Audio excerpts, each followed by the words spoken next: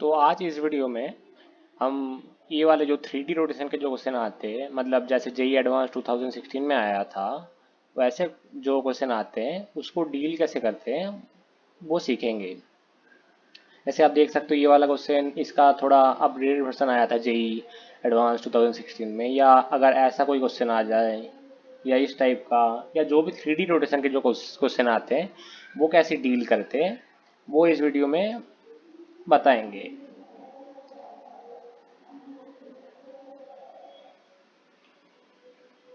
तो उसके लिए कुछ बेसिक कॉन्सेप्ट चाहिए, जैसे कि एंगुलर मोमेंटम कैसे लिखते हैं।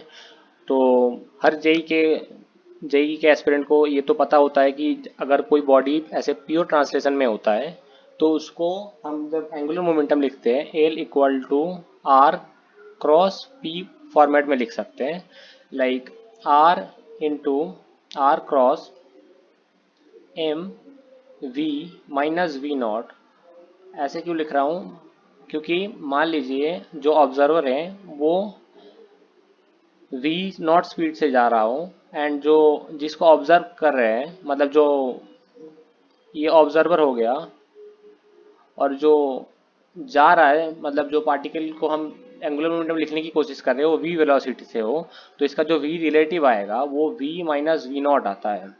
तो इसलिए इधर हम लोग वी माइनस वी नॉट लिख रहे हैं, और इसके साथ क्रॉस करेंगे तो हम लोग एंगुलर मोमेंटम मिल जाएगा।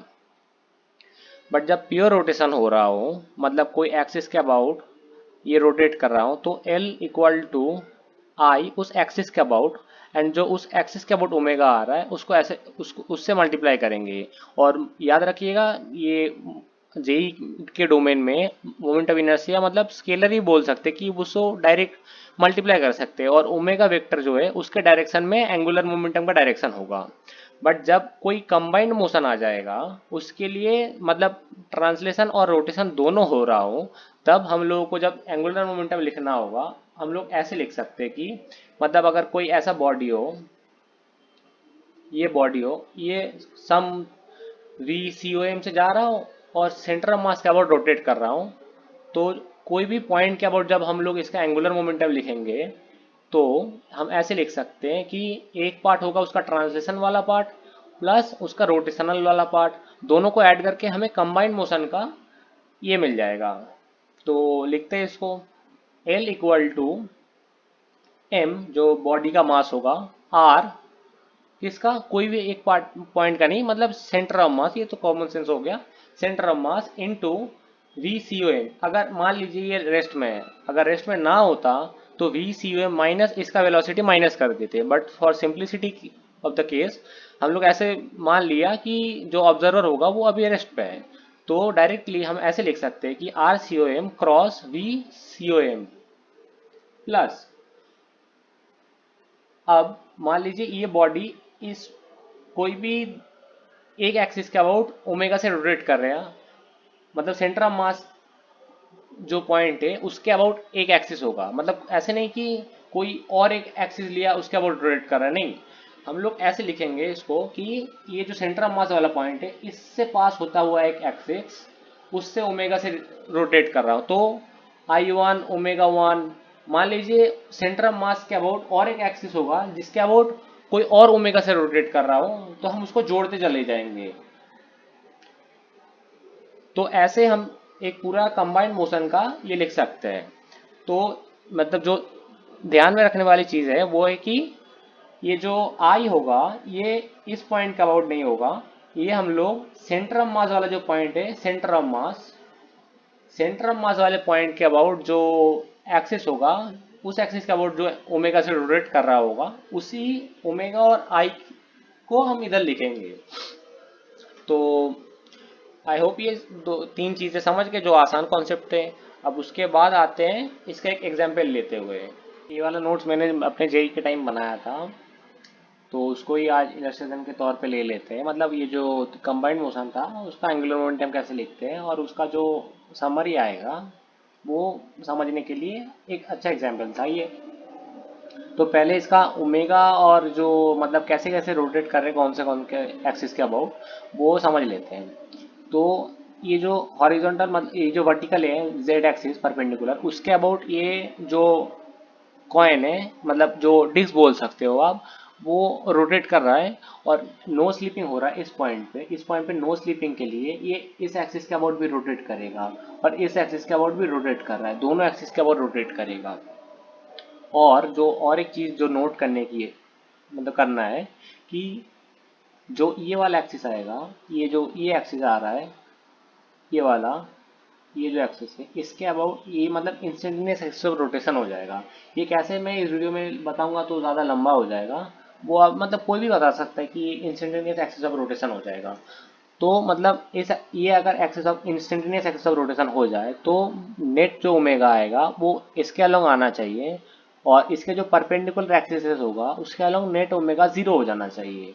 तो जो इसका इसका और ये जो ओमेगा से रोटेट कर रहा है ये एक्सिस के अबाउट, इन दोनों का जो जेड एक्सिस का कंपोनेंट होगा वो एक दूसरे को नलीफाई करना चाहिए। तो इसके साथ ओमेगा साइन थीटा को इक्वेट कर सकते हैं क्योंकि ये दोनों नलीफाई करेंगे और जो नेट ओमेगा आएगा वो ओमेगा कॉस थीटा आ जाएगा। तो देख सकते हैं कि omega net omega cos theta हो गया और omega net omega cos theta हो गया एंड ये दोनों आपस में कैंसिल कर लिया। तो इधर से हम एक रिलेशन निकाल सकते हैं इसके और इसके बीच में, क्योंकि क्वेश्चन में हमें इनिशियली ये दिया गया था, जो क्वेश्चन था बाद में लेंगे वो। और अब इसको डील करने के लिए हम दो एक्सिस दिए थे, एक्स आई कैप एक्स वन आई कैप और एक्स टू कैप। अब जो नॉर्मली हम लोग बेसिक इसमें डील करते हैं एक्स कैप मतलब आई कैप जे कैप के कैप, ये तीन का मैग्नीट्यूड और डायरेक्शन हमेशा के लिए सेम होता है। इसको डिफ्रेंशिएट करेंगे तो जीरो आएगा, जैसे कि इधर देख सकते हैं कि आई कैप को डिफ्रेंशिएट करें तो जीरो आ जाएगा। बट अगर आप थोड़ा भी पोलर कोऑर्डिनेट पढ़े हो तो उसमें आर कैप को डिफ्रेंशिएट करने पे जीरो नहीं आता था, क्योंकि अगर आर का मैग्नीट्यूड भी कांस्टेंट रहेगा फिर भी आर का डायरेक्शन चेंज हो सकता है। तो सिमिलरली ये जो x1 कैप है या x2 कैप है ये रोटेट कर रहे थे बट आपस में 90 डिग्री हमेशा बनाए रखेंगे ये, लेकिन ये 3D स्पेस में रोटेट करते रहेंगे। जैसे x1 ओमेगा भी इधर है, जब ये ऐसे घूम के आ जाएगा और रॉड ऐसे हो जाएगा तो x1 ओमेगा मतलब एक्स आई कैप ऐसे हो जाएगा, मतलब ये x1 आई कैप जो है ये ऐसे घूमता रहेगा 3D स्पेस में ऐसे घूमेगा और ऐसा ऊपर एक सर्कल बन जाएगा। Same with x2 cap. तो इसका अगर मैग्नीट्यूड भी सेम रहा यूनिट वेक्टर का फिर भी इसका डायरेक्शन चेंज होता रहेगा। तो जब इसको डिफ्रेंशिएट करेंगे तो थोड़ा अलग ढंग से डिफ्रेंशिएट करना होगा, जैसे कि पोलर कोऑर्डिनेट्स में नॉर्मली कर चुके हैं सब लोग। और जो इसका ओमेगा नेट आएगा वो इस डायरेक्शन में है और हम इसको दो कंपोनेंट में ब्रेक कर सकते हैं, x1 कैप और x2 कैप के डायरेक्शन पे। तो ये देख लीजिएगा वो साइन वाइन ये तो लिखा हुआ है डायरेक्ट। अब जो मुद्दे की बात है वो है एंगुलर मोमेंटम लिखना अबाउट पॉइंट टू। वो पॉइंट कहाँ है, इस पॉइंट के अबाउट एंगुलर मोमेंटम लिखना है। अब हमें एंगुलर मोमेंटम लिखना है पॉइंट ओ के अबाउट। तो एंगुलर मोमेंटम लिखने के लिए देखे थे हम कि ये कुछ रोटेशन वाला टर्म होता है और कुछ ट्रांसलेशन वाला टर्म होता है। रोटेशन वाला टर्म के लिए हम लोग जो सेंटर ऑफ मास है उस ऑब्जेक्ट का उसके अबाउट जो एक्सेस है उसके अबाउट मतलब वो जो सेंटर ऑफ मास है उसके अबाउट जो एक्सेस है उससे हम लोग लिख पाते हैं। तो I1 ये वाला एक्सिस से हो गया, I2 ये वाला एक्सिस से हो गया, उसके कॉरस्पॉन्डिंग जो ओमेगा है उसके साथ मल्टीप्लाई किया और उसके यूनिट वेक्टर से लिखे। और जो O पॉइंट है उसके साथ r c m into v c m आते हैं। तो ये कैलकुलेशन आप करना करके देखोगे कि ये जो x1 आई कैप है और ये सेम x1 आई कैप दोनों डायरेक्शन सेम है, तो हम लोग इसको आपस में ऐड कर सकते हैं। I1 एक्सिस के अबाउट जो एंगुलर मोमेंटम था मतलब ये मोमेंटम इनर्शिया था, वो जब ये टर्म हम लोग ऐड करेंगे उसके साथ तो वो पैरेलल एक्सिस थ्योरम से इस एक्सिस के अबाउट आ जाएगा। जेई डोमेन में यूजुअली हमें ये फॉर्मेट सिखाया जाता है और जो हमारा ये फॉर्मेट आता है L equal to I x omega x comma I y omega y comma I z omega z, ये वाला फॉर्मेट हमें कम सिखाया जाता है बट दोनों इक्विवेलेंट ही होता है अल्टीमेटली। आप इधर से चालू करके इधर भी आ सकते हो। तो मैंने इधर से चालू इसलिए किया था कि जेई डोमेन में ये फार्मूला सिखाया जाता है बट बोथ आर इक्विवेलेंट, तो आप सेम ही जगह पहुंच जाते हो। ये एक्स वाई मतलब जेड जो तीन अलग अलग डायरेक्शन आ जाएगा, उसके अलावा आप ओमेगा लिख सकते हो। ये जो पॉइंट ओ है, ये मान लीजिए आई एक्स है, ये आई वाई है, और मान लीजिए ये आई जेड है। तो इस पॉइंट का बोर्ड लिखना हो तो आप डायरेक्टली इस फॉर्मेट में लिख सकते हो। जैसे कि हम लोग ये फॉर्मेट इधर अचीव कर रही है कि ये दो दो एक्सिस है हमारे पास, ये x2 है, ये x1 है। तो हम डायरेक्टली इस पॉइंट का अबाउट जब एंगुलर मोमेंटम लिखना होगा तो x1 एक्सिस के अबाउट और x2 एक्सिस के अबाउट लिख के डायरेक्टली जोड़ सकते हैं, इधर से नहीं भी चालू कर सकते हैं। तो आप थोड़ा थोड़ा जब ये खुद से करोगे तब आपको कॉन्फिडेंस आएगा और ये फॉर्मेट आप डायरेक्टली लगा सकते हो इसमें।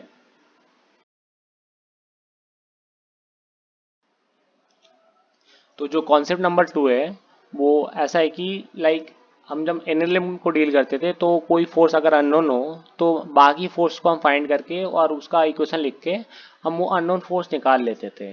बट इधर अप्रोच थोड़ा अलग होगा। हम पहले एंगुलर मोमेंटम निकालेंगे, उसको डिफ्रेंशिएट करेंगे तो हमें टॉर्क मिल जाएगा। और टॉर्क को दूसरे तरह से भी लिख सकते हैं कि जो फोर्स इक्वेशन आया था आर क्रॉस एफ से, तो दोनों को इक्वेट कर सकते हैं हम लोग।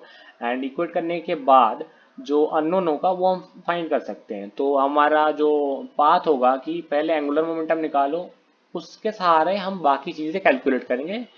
ऐसे जो रोटेशन के क्वेश्चन आते हैं वो सारे सारे क्वेश्चन में यही कॉन्सेप्ट लगेगा। अब आते हैं कॉन्सेप्ट नंबर 3। मान लीजिए कि ऐसा कोई अगर वेक्टर हो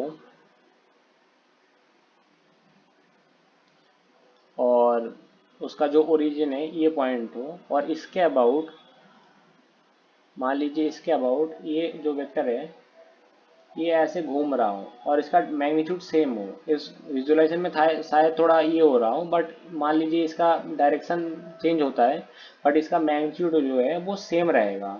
तो जब इसको डिफ्रेंशिएट करेंगे तो उसको डिफ्रेंशिएट करने पे ऐसा नहीं कि उसका मैग्नीट्यूड कांस्टेंट है तो इस वेक्टर को डिफ्रेंशिएट करेंगे तो ये जीरो आ जाएगा।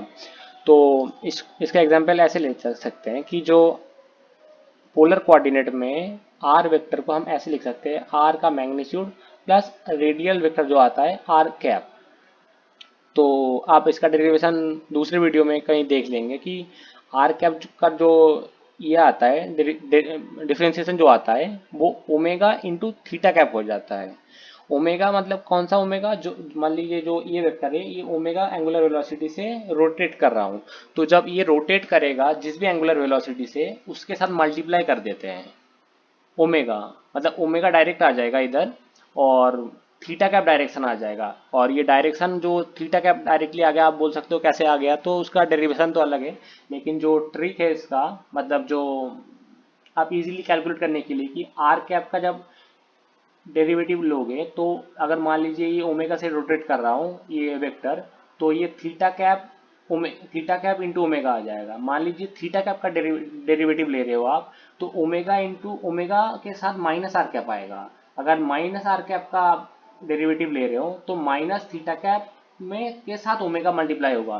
तो जैसे आर कैप का डिफरेंशिएशन लेने पे ओमेगा थीटा कैप आ गया, इसका डिफरेंशिएशन लोगे तो मान लीजिए ये तो कांस्टेंट ही हो गया ओमेगा।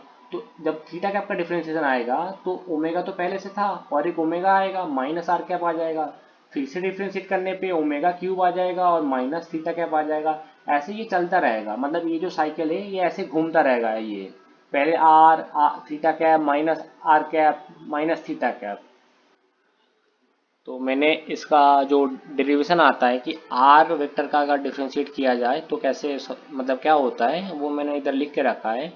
आर वेक्टर को ऐसे लिख सकते हैं कि आर इंटू आर कैप, अगर मैग्नीट्यूड कांस्टेंट हुआ तो ये टर्म जीरो हो गया और आर कैप का जो डिफ्रेंशिएशन आएगा वो ओमेगा आ जाता है। तो मतलब जो समरी इसका आता है कि कोई भी वेक्टर जो रोटेटिंग हो और मैग्नीट्यूड कांस्टेंट हो उसका जो डिफ्रेंशिएशन करेंगे, डिफ्रेंशिएशन करने के लिए उसका मैग्नीट्यूड जो है अगर कांस्टेंट है उसको तो लिखेंगे ही, उसके साथ ओमेगा मल्टीप्लाई हो जाएगा। कौन सा ओमेगा, जिस मतलब जो एंगुलर वेलोसिटी से वो वेक्टर रोटेट कर रहा हूँ, जैसे इधर ये वेक्टर ओमेगा से रोटेट कर रहा था तो ओमेगा वेक्टर मल्टीप्लाई हो जाएगा। और डायरेक्शन कैसे देखते हैं, जो डिफ्रेंशिएट करने के बाद आएगा वो इस लॉजिक से देखा जाएगा। बट जो इसका मतलब D R vector by D T इसका मैग्नीट्यूड देखा जाए तो ये उसका मैग्नीट्यूड जो पहले था आर आर वेक्टर का उसके साथ ओमेगा मल्टीप्लाई कर देंगे। ये था हमारा थर्ड कॉन्सेप्ट। तो सारे जो कॉन्सेप्ट थे वो एक बार रिकैप कर लेते हैं। ये प्योर ट्रांसलेशन का जो एंगुलर मोमेंटम लिख सकते थे वो r cross p. Pure rotation का जो ट्रांसलेशन लिख सकते हैं वो ओमेगा वेक्टर के साथ उसका उस एक्सिस का आई से मल्टीप्लाई कर सकते हैं। और जो कंबाइंड मोशन होगा उसमें दो पार्ट होगा एल लिखने का। एक ट्रांसलेशन वाला जिसमें r c o m into v c o m होगा, और आई 1 आई 2 ओमेगा 2 ये सब चलता रहेगा। और उसका जो इलस्ट्रेशन लिया था हम लोगों ने, तो उसको दो फॉर्मेट में लिख सकते हैं। कि एक जेई में जो फॉर्मेट आता है कि आर सी एम से लिखो, या तो इस फॉर्मेट से हम डायरेक्टली लिख सकते हैं। वो अब इधर पैरेलल एक्सिस थ्योरम था उससे डायरेक्टली ऐड हो गया था, तो इसलिए हम इस एक्सिस के अबाउट लिख सकते हैं। तो उसका डेरिवेशन बोल सकते हो। वो इससे ये क्या आया इधर दिखा दिया था। और जो ओमेगा का इधर जो ओमेगा कैलकुलेट करना था, वो ये इंस्टेंट एक्सिस ऑफ रोटेशन था, उससे ये दोनों कैंसिल हो गए, ये सब हो गया था। और जो दूसरा कॉन्सेप्ट था हमारा कि पहले एंगुलर मोमेंटम लिखेंगे, एंगुलर मोमेंटम को डिफरेंशिएट करेंगे, उससे हम टॉर्क निकाल लेंगे। और जो तीसरा कॉन्सेप्ट हमारा था वो ये था कि कोई भी अगर रोटेटिंग वेक्टर हो उसको अगर डिफरेंशिएट किया जाए और उसका अगर मैग्नीट्यूड कांस्टेंट हो, तो जब उसको डिफरेंशिएट करेंगे उसके साथ एक टर्म मल्टीप्लाई होगा जो कि उसका एंगुलर वेलोसिटी होगा। मतलब वो वेक्टर जिस एंगुलर वेलोसिटी से रोटेट कर रहा हूँ उसकी उसका मैग्नीट्यूड से वो मल्टीप्लाई हो जाएगा। जैसे कि इसमें हम देख सकते हैं कि आर के साथ ओमेगा मल्टीप्लाई हो गया है। इधर उसका मैग्नीट्यूड आर था, और किससे मल्टीप्लाई हो गया एक्स्ट्रा टर्म से, ओमेगा से। ओमेगा क्या था, उसका जो एंगुलर वेलोसिटी था, मतलब जिससे वो रोटेट कर रहा था, वो मल्टीप्लाई हो जाएगा। और जो उसका डायरेक्शन आएगा डिफरेंशिएट करने के बाद, वो हम लोग इस डायग्राम से देख सकते हैं कि पहले आर कैप था, उसके बाद ओमेगा से मल्टीप्लाई होगा तो थीटा कैप आएगा। थीटा कैप को डिफरेंशिएट करेंगे तो माइनस आर कैप आएगा। ये ऐसे घूमता रहेगा।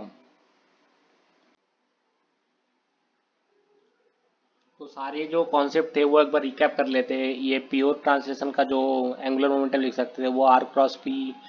प्योर रोटेशन का जो ट्रांसलेशन लिख सकते हैं वो ओमेगा वेक्टर के साथ उसका उस एक्सिस का आई से मल्टीप्लाई कर सकते हैं। और जो कंबाइंड मोशन होगा उसमें दो पार्ट होगा एल लिखने का। एक ट्रांसलेशन वाला जिसमें r c o m into v c o m होगा, और आई 1 आई 2 ओमेगा 2 ये सब चलता रहेगा।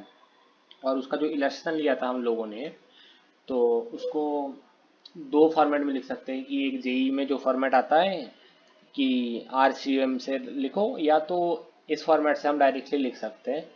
वो अब इधर पैरेलल एक्सिस थ्योरम था उससे डायरेक्टली ऐड हो गया था, तो इसलिए हम इस एक्सिस के अबाउट लिख सकते हैं। तो उसका डेरिवेशन बोल सकते हो। वो इससे ये क्या आया इधर दिखा दिया था। और जो ओमेगा का इधर जो ओमेगा कैलकुलेट करना था, वो ये इंस्टेंट एक्सिस ऑफ रोटेशन था, उससे ये दोनों कैंसिल हो गए, ये सब हो गया था। और जो दूसरा कॉन्सेप्ट था हमारा कि पहले एंगुलर मोमेंटम लिखेंगे, एंगुलर मोमेंटम को डिफरेंशिएट करेंगे, उससे हम टॉर्क निकाल लेंगे। और जो तीसरा कॉन्सेप्ट हमारा था वो ये था कि कोई भी अगर रोटेटिंग वेक्टर हो उसको अगर डिफरेंशिएट किया जाए और उसका अगर मैग्नीट्यूड कांस्टेंट हो, तो जब उसको डिफरेंशिएट करेंगे उसके साथ एक टर्म मल्टीप्लाई होगा जो कि उसका एंगुलर वेलोसिटी होगा। मतलब वो वेक्टर जिस एंगुलर वेलोसिटी से रोटेट कर रहा हूँ उसकी उसका मैग्नीट्यूड से वो मल्टीप्लाई हो जाएगा। जैसे कि इसमें हम देख सकते हैं कि आर के साथ ओमेगा मल्टीप्लाई हो गया है। इधर उसका मैग्नीट्यूड आर था, और किससे मल्टीप्लाई हो गया एक्स्ट्रा टर्म से, ओमेगा से। ओमेगा क्या था, उसका जो एंगुलर वेलोसिटी था, मतलब जिससे वो रोटेट कर रहा था, वो मल्टीप्लाई हो जाएगा। और जो उसका डायरेक्शन आएगा डिफरेंशिएट करने के बाद, वो हम लोग इस डायग्राम से देख सकते हैं कि पहले आर कैप था, उसके बाद ओमेगा से मल्टीप्लाई होगा तो थीटा कैप आएगा। थीटा कैप को डिफरेंशिएट करेंगे तो माइनस आर कैप आएगा। ये ऐसे घूमता रहेगा।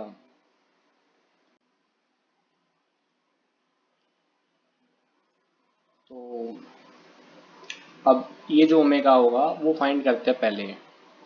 वो फाइंड करने के लिए मान लीजिए ये अगर इससे रोटेट कर रहा हूँ तो इधर वी सी एम जो आएगा वो ये इंटू आर आ जाएगा, इक्वल टू ये अगर मान लीजिए ओमेगा से रोटेट कर रहा हूँ, और तो ए पॉइंट का वेलोसिटी आना चाहिए ओमेगा इंटू आर। तब जाके ये दोनों नलीफाई होगा, क्योंकि ये जो वी सी एम आएगा इसका, ये इस डायरेक्शन में आएगा ओमेगा, ये उल्टा, ये वाला उल्टा ओमेगा इंटू आर, और जो ये ओमेगा से रोटेट कर रहा हूँ वो अंदर की तरफ होगा ओमेगा इंटू स्मॉल आर। तो ये दोनों आपस में कैंसिल कर देंगे ताकि ये प्योर रोलिंग हो पाए, क्योंकि इधर दिया है ग्राउंड विदाउट स्लीपिंग। तो ओमेगा का ये जो कॉन्सेप्ट था ये हम लोग देख चुके हैं, नो स्लीपिंग होगा। तो ये into r equal to omega into r equal to ये इंटू एल। और इससे हम देख सकते हैं कि ये दो एक्सिस का वो रोटेट कर रहा होगा, एक ये वाला एक्सिस और एक ये वाला एक्सिस। तो जब एंगुलर मोमेंटम लिखना होगा तो हम लिख सकते हैं कि I two into omega two vector plus I one into omega one vector. अब जो ध्यान देने वाली चीज़ है, मतलब जिससे हम क्वेश्चन को इजीली सॉल्व कर सकते हैं, कि जो ये दो दो एक्सिस होगा आई टू, मतलब आई टू वाला एक्सिस और आई वन वाला एक्सिस। आई टू वाला जो एक्सिस है उसके अलॉन्ग जो मोमेंट एंगुलर मोमेंटम होगा उसका मैग्नीट्यूड भी सेम होगा और डायरेक्शन भी सेम होगा, क्योंकि वो हमेशा नीचे की तरफ डायरेक्ट कर रहा होगा, तो उसका कुछ चेंज नहीं होगा। तो उसको पूरा डिफ्रेंशिएट करने के बाद भी जीरो मिलेगा। जबकि ये आई वन जिस डायरेक्शन में होगा, मतलब ये ओमेगा जिस डायरेक्शन में होगा, वो हमेशा चेंज होता रहेगा। आई वन का मैग्नीट्यूड सेम होगा, ओमेगा का मैग्नीट्यूड सेम होगा, बट ये डायरेक्शन हमेशा चेंज होगा। तो जब इसको डिफ्रेंशिएट करेंगे हम लोग, ये चेंज नहीं होगा। इधर लिखा हुआ है constant do not change magnitude और डायरेक्शन, कुछ भी चेंज नहीं होगा, बट इसका जो मैग्नीट्यूड है वो सेम रहेगा, डायरेक्शन हमेशा चेंज होगा। तो इसका जो मैग्नीट्यूड होगा उसके साथ हम लोग बस एक ओमेगा मल्टीप्लाई करेंगे, मतलब ओमेगा इधर नहीं होगा, इधर ये वाला जो है इससे मल्टीप्लाई करेंगे, क्योंकि वो इस एंगुलर वेलोसिटी से रोटेट कर रहा होगा प्लेन में। तो जब आप पूरा इसको भी कर सकते हो, बट करने का मतलब नहीं, क्योंकि वो लॉजिकली समझ सकता है कि ये तो डायरेक्शन कांस्टेंट हो गया, मैग्नीट्यूड भी कांस्टेंट हो, तो डिफरेंशिएट करना इसको फालतू ही हो गया। अब इधर वो जो कॉन्सेप्ट थ्री था उससे हम बोल सकते हैं कि जिसका डायरेक्शन चेंज हो रहा होगा और मैग्नीट्यूड कांस्टेंट है, उसको डिफरेंशिएट करने पे बस एक और एक एक्स्ट्रा टर्म आएगा, मल्टीप्लाई होगा, वो होगा उसका एंगुलर वेलोसिटी। तो जब D L by D T हम डिफ्रेंशिएट करने की करेंगे इधर, तो आई वन ओमेगा वन को डिफ्रेंशिएट करेंगे, क्योंकि आई टू ओमेगा टू जो है वो तो कांस्टेंट ही होगा डायरेक्शन वाइज और मैग्नीट्यूड वाइज भी, और आई वन ओमेगा वन बाहर आ जाएगा। और आर कैप को डिफ्रेंशिएट करेंगे, क्योंकि आर कैप उसका डायरेक्ट मतलब यूनिट वेक्टर था और खुद वो कांस्टेंट नहीं है, क्योंकि उसका डायरेक्शन चेंज होता रहेगा। तो जो उसका मैग्नीट्यूड आएगा उसमें हम देखेंगे कि एक ये वाला टर्म मल्टीप्लाई हो जाएगा, जिससे वो रोटेट कर रहा होगा, वो आर वेक्टर। और इसका magnitude equal to magnitude of torque हो जाएगा। अब जो इसका डायरेक्शन आ गया, मान लीजिए ये आर कैप है, आर कैप को डिफ्रेंशिएट करने पे उधर जो ऊपर डायग्राम था उसमें बोला था कि आर कैप को अगर ऐसे हो, उसका परपेंडिकुलर वेक्टर थीटा कैप है, और तो आर कैप को डिफ्रेंशिएट करके थीटा कैप में एंगुलर वेलोसिटी के साथ मल्टीप्लाई होकर आएगा। बट इधर जो आर कैप है, इस डायग्राम में देखना कि आर कैप इस डायरेक्शन में, आर कैप थीटा कैप कौन से डायरेक्शन में था, ऊपर, थीटा कैप। तो इसको हम इधर, मतलब इधर एक्सिस फिक्स्ड है ना, तो पोलर में नहीं जा रहे फालतू में, तो इधर बोल सकते हो कि इधर थीटा कैप जो है उसको ऐसे लिख सकते हैं कि मतलब सम और इजी एक्सप्लेनेशन कि ये जेड कैप हो गया। तो और जब डिफरेंशिएट करेंगे आर को, तो ये परपेंडिकुलर वेक्टर आएगा, तो ओमेगा के साथ, मतलब ये इसके साथ जेड वेक्टर मल्टीप्लाई हो जाएगा आर, आर को डिफरेंशिएट करने पे आर कैप को। तो जब ये आर कैप को हम डिफ्रेंशिएट किए तो ये टर्म आ गया, और कौन से डायरेक्शन होगा, ऊपर, क्योंकि थीटा कैप ऊपर था और इधर थीटा कैप को हम जेड कैप में डिनोट कर रहे हैं, तो ये जेड कैप डायरेक्शन में आ गया टॉर्क।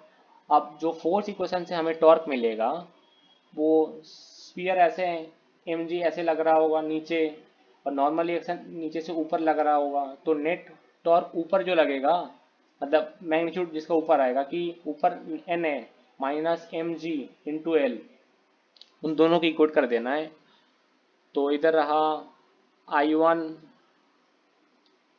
वन इंटू किससे रोटेट कर रहा था, ओमेगा वन से। ओमेगा वन कौन सा था, ये वाला ओमेगा। तो ओमेगा का वैल्यू ऐसे लिख सकते हैं कि ये इंटू एल बाई आर, ये आप देख सकते हो ऐसे ऐसे ये कैलकुलेट किया। उसके बाद फोर्स इक्वेशन से हम लोगों ने इक्वेट किया, इक्वेट करने के बाद हम लोग नॉर्मल रिएक्शन जो था, जो कि क्वेश्चन में पूछा था हम लोगों से, वो निकाल सकते हैं आसानी से।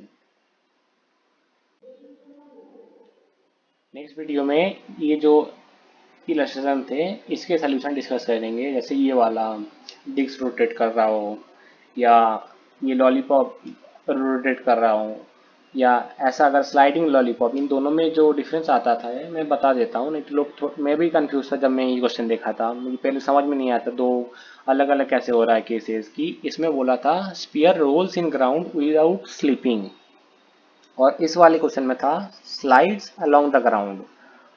तो इसमें इस एक्सिस का अबाउट कोई रोटेशन नहीं होगा, इस एक्सिस का अबाउट। तो ये इस दोनों में डिफरेंस हो गया थोड़ा सा। और ये थोड़ा मतलब और ज़्यादा मतलब देख सकते हो कि जिस बुक से लिया था क्वेश्चन उसमें ये 3 स्टार और ये भी 3 स्टार है, लेकिन इससे तो थोड़ा ज़्यादा अच्छा क्वेश्चन सही है कि ये रे में उसमें रोटेट कर रहा होगा और ये कोन में रोटेट कर रहा होगा। तो ये नेक्स्ट वीडियो में डिस्कस करेंगे।